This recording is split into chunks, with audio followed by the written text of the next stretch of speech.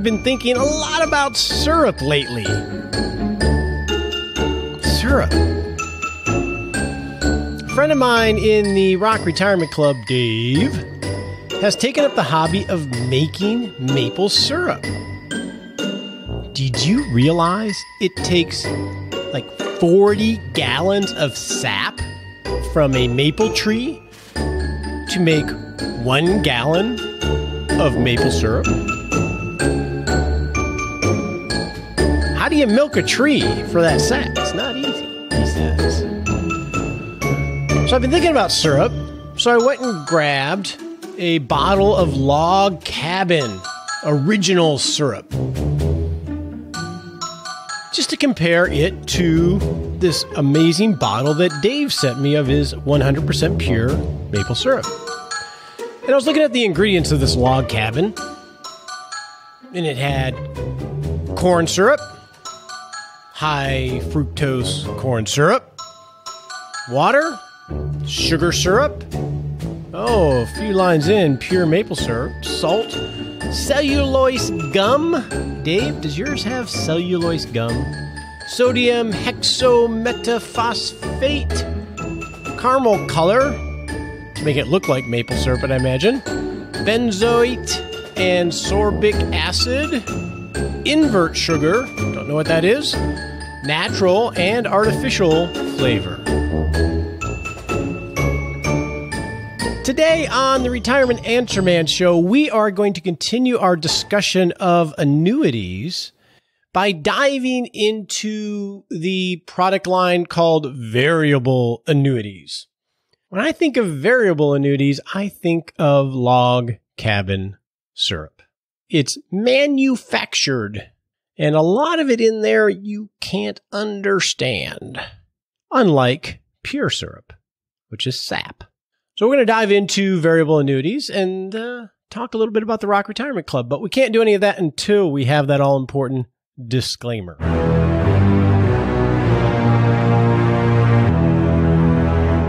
Okay, let's get serious here. We're going to be talking about a prospectus product that has mutual fund-like investments. Remember, you got to read the prospectus on this stuff. This stuff is sold by prospectus. No guarantee of returns. Everybody's taking risks here, and you really got to evaluate these things. So this is really helpful hints and education. No advice being given to you here. Just a good discussion, hopefully. So make sure you talk to your legal advisor, your tax advisor, or your financial advisor, because that's just common sense. Let's get on to a special discussion in our Hot Topic segment. So in the news today, I want to make sure you are aware that this last Saturday, the Rock Retirement Club has opened the clubhouse doors and is accepting new members.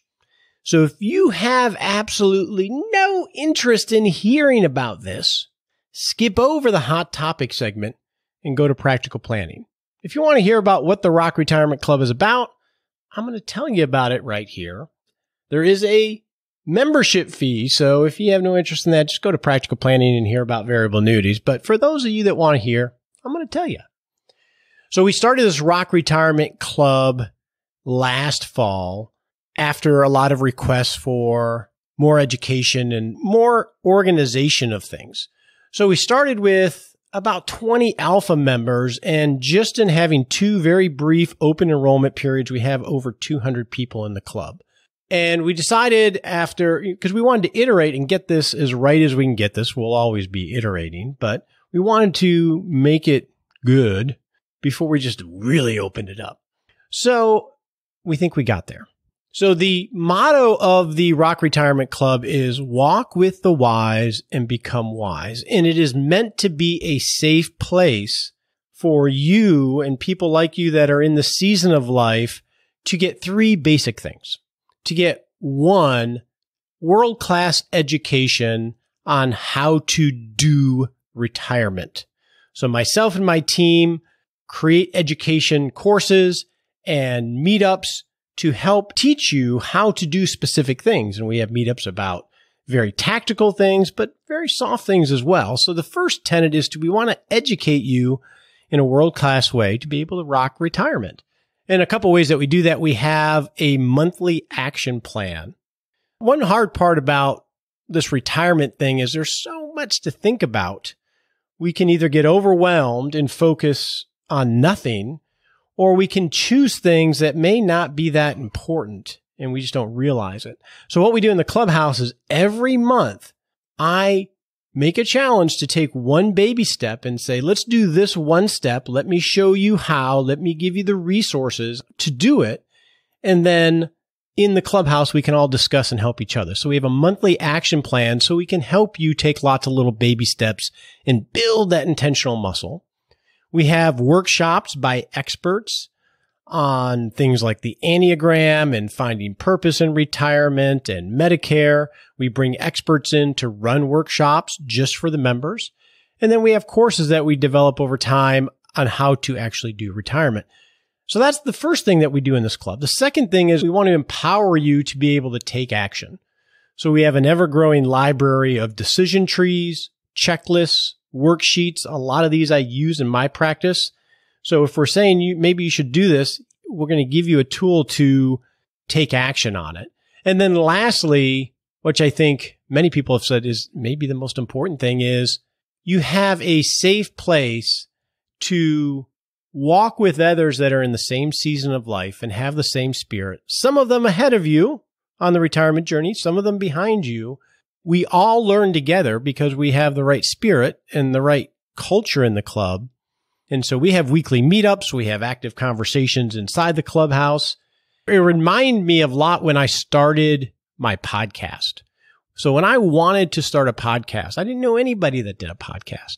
So I started to go to meetings, conferences, and meet people that were doing what I wanted to do.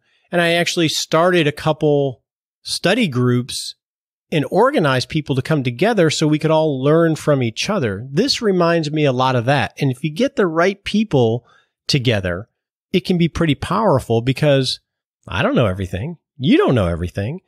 But together, if we have a lot of really kind-hearted, wicked smart people, we all can really look at things from different angles. So to give you an idea of who is in the clubhouse, we have a majority of dog lovers, mostly Coca-Cola lovers from the surveys we do. Half like the beach, like the mountain. We have about 30% female, 70% male. The vast majority of the clubhouse members are retiring in 5 years. So they're within that 5-year reason. We have about 27% that are already retired, and the others are somewhere very close to retirement. We have, as of this date, 0% trolls and 100% nice members. And we have a code of conduct that we really focus on that. And we're geographically all over the world, actually. And we have a few full-time RVers as well. So that's a rough snapshot of who we are. So if you're interested in this, you can go to rockretirementclub.com and you can learn more about it. There's a widget there where you can ask us questions, or you can email me directly and I will respond to you at roger@rockretirementclub.com. Now, I'll tell you what the investment is, because that's sort of important. Rather than hide it, I will just tell you it's either $44.99 a month or $399.99 a year. And the vast majority of our members go with the annual plan. And I think, one, because you save some money, and two, I have weekly office hours where anyone that's an annual member can schedule a time to have a one-on-one chat with me. We have, coming soon, really, our own app where you can listen to all of the replays just like you listen to a podcast, and all future upgrades of benefits will automatically go to the annual members. Now, one thing to understand, and I didn't say this at the beginning, is that the Rock Retirement Club is an education-only site. So there is no financial advice being given, nothing being sold other than everybody working together. So you're not going to get any financial advice from me or anybody else in there, but you will get world-class education and some people to walk life with. So you can check that out at rockretirementclub.com. And with that, let's go to practical planning.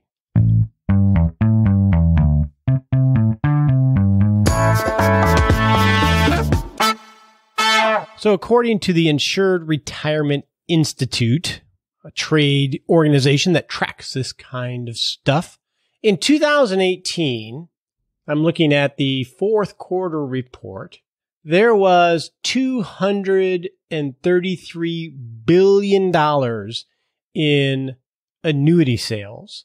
About $100 billion of that was variable annuities.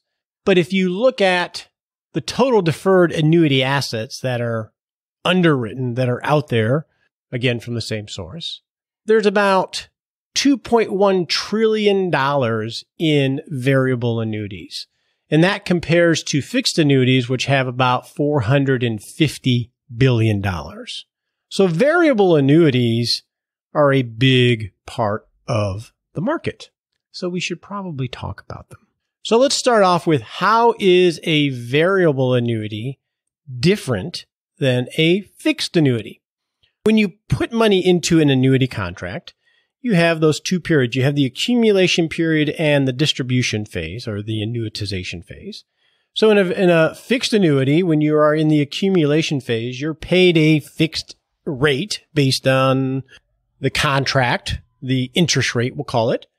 Well, in a variable annuity, rather than put it into just a fixed account that is going to earn a fixed rate, you are able to choose from a menu of mutual fund clones.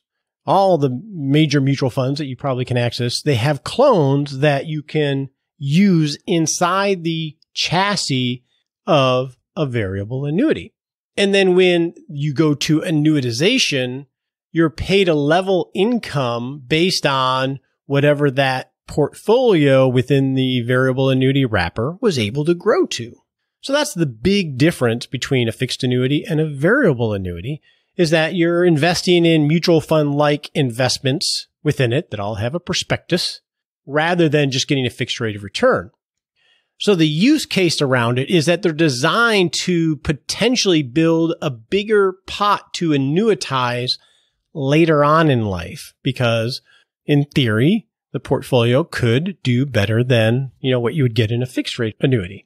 And then another use case is that they have a gazillion customized riders.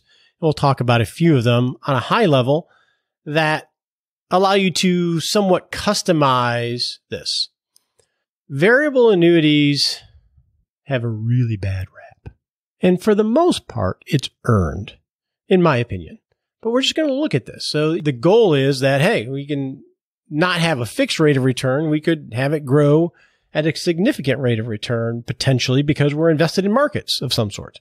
That probably has a better use case the younger you are, and if you've already maxed out tax-deferred assets like 401ks and IRAs, the logic goes that then you can buy variable annuities, and they can grow tax-deferred, and then later on, you can annuitize it, or you get all this tax-deferred growth.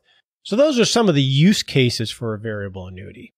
So that makes sense for someone that's younger, right? Theoretically, because you have a long time for that pot to potentially grow.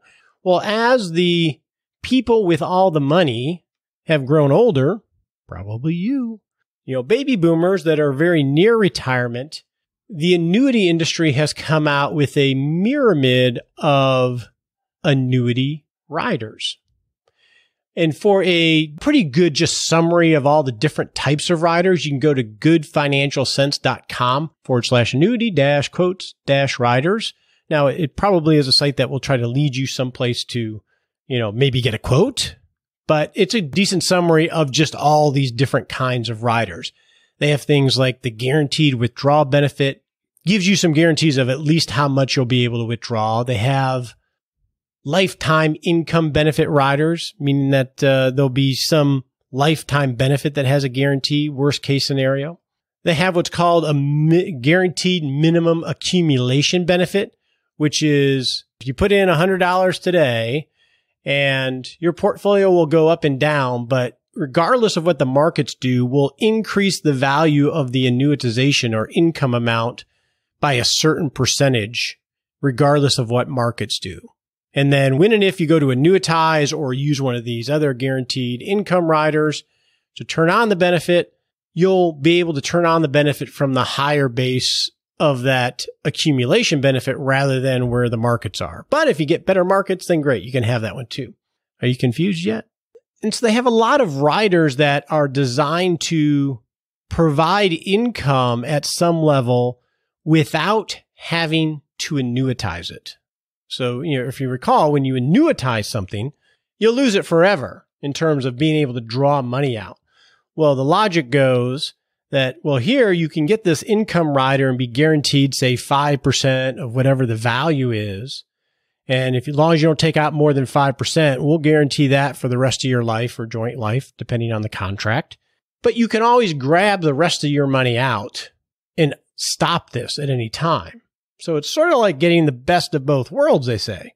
The devil is always in the details with these. And another potential benefit from a rider standpoint is they have death benefit riders to guarantee some death benefit.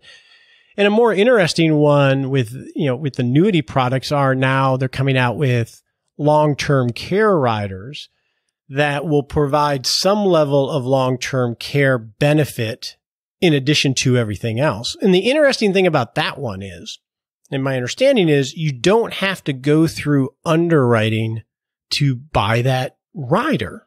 So if you can't qualify for long-term care just simply because the premiums would be so expensive because of health reasons, this is a way of getting some type of rider.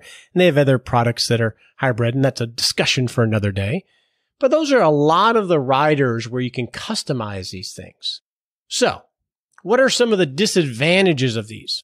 Well, the obvious one is, well, you're investing in markets, so the investments could do badly, resulting in a lower payout if you don't have one of those guarantee type of riders added on top of a normal contract. So you have investment risk. If the assets do extremely well and they grow and you take that money out, all that growth will be taxed as ordinary income, not long-term capital gain. So that's a negative. And then you have fees. Let's talk about fees. And I think this is where these fall apart, at least for me. So you have what's called mortality expense. We call it M&E. You have an admin expense. Then you have the investment manager expense. You have the surrender fee. And then you have any riders. So let's look at an example. So I just went on and found one of the top providers of variable annuities and went into their prospectus and just looked at the fees. So their M&E, and I'm not going to disclose who it is, but the M&E expense was 0.95%. The administrative fee was 0.25%. So we're at 120 there. And then we have investment management fees because it's going to go into these mutual fund clones that all have their own fees. And those fees range from 0.28% to just over 3.5% on top of the 1.2%.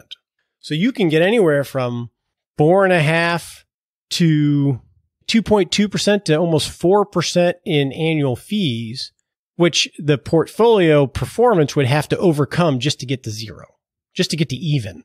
So you can see how the fees alone really can handicap these type of things in terms of getting the growth in order to get the higher payout that you might want. So we're talking, let's call it 4%. No, we'll call it 3.5%. So 3.5% in on this particular one that I looked up. And then if you want to have one of the riders, which will guarantee some level of income without annuitization, well, those riders go in the 2 to 2.5, 3, up to 2.75% when I look at this menu item.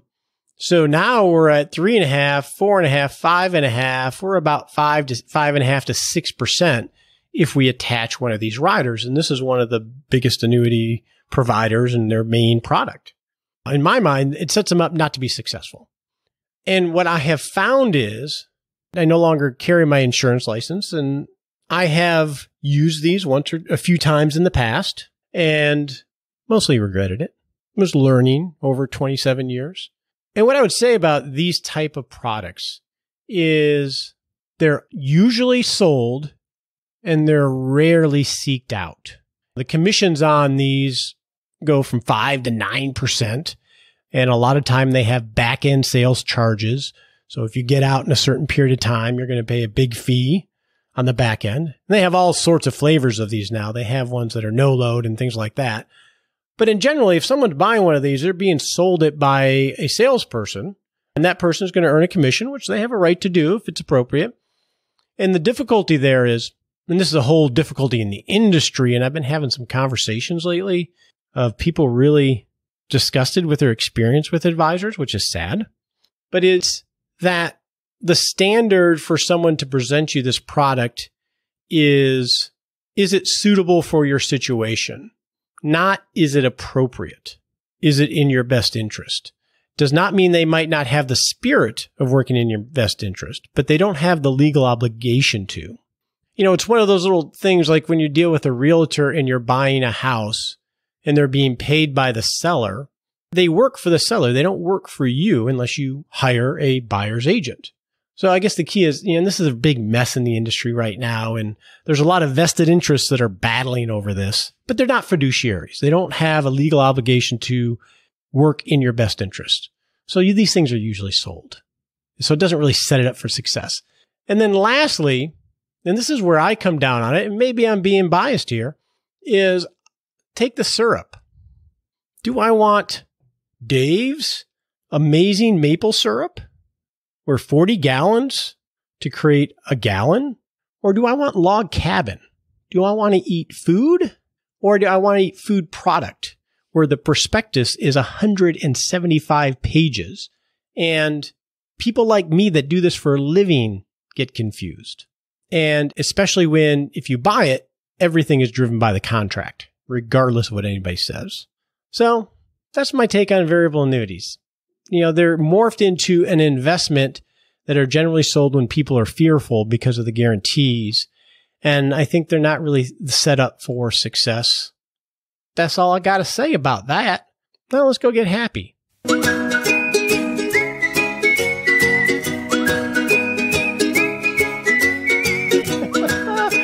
Welcome everybody to the Happy Lab, where we noodle on being happy.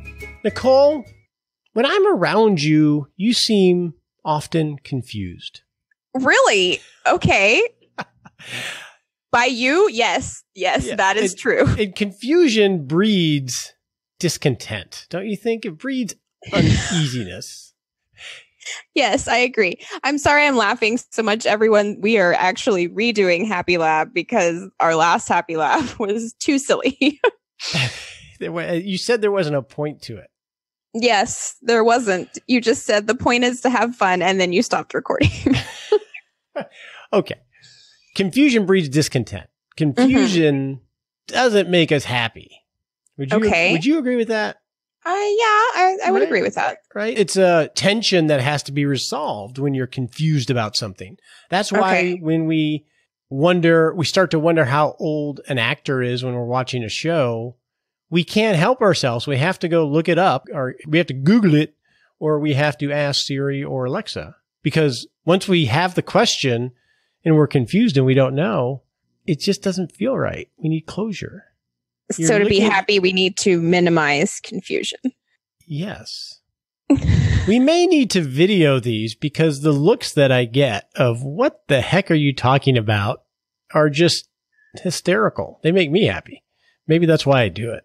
Maybe so. But the point is that when we're talking about food and food product, or we're talking about investment or investment product, the more confusion or complexity we interject into something, and the less we understand it, the less we're comfortable and are going to have confidence.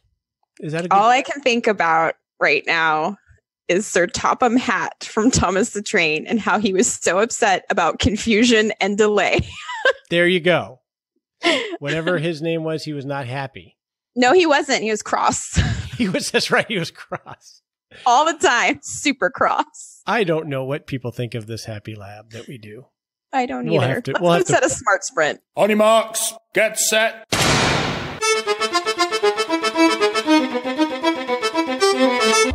And we're off to set a 7-day goal to take a smart sprint. I got to simplify it. I'm simplifying. You know why? Because when you minimizing confusion. I like that. Thank you very much. Exactly. So in the next 7 days, what can you simplify in your life? Maybe it's the food. Maybe you buy some of this amazing pure maple syrup. I'm not sure if Dave is selling it publicly yet. I'll have to ask him. If he is, we'll put a link. Or you bought some maple syrup that was amazing, right? I did. Vanilla infused maple syrup from Costco. You don't have to buy maple syrup, but in the next 7 days, pick one thing that you can take action on to simplify your life, and I bet you'll be happier for it.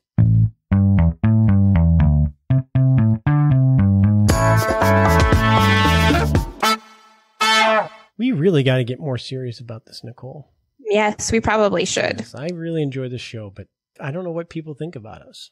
Well, we are definitely not like the standard suit and tie, very serious financial professionals. But we are still financial professionals, correct? We are. Okay, that's you. right. I'm good. I need that affirmation. I hope you all have a great week. We appreciate you joining us today for this episode of Retirement Answer Man. Be sure to visit rogerwhitney.com/answers to access the Retirement Answer Library with over 30 checklists to help you make the most of the only life you have. Remember, you have more power than you realize to create an amazing life starting today with Retirement Answer Man. The opinions voiced in this material are for general information only and are not intended to provide specific advice or recommendations for any individual. All performance referenced is historical and no guarantee of future results. All indices are unmanaged and may not be invested into directly. Have a wonderful day.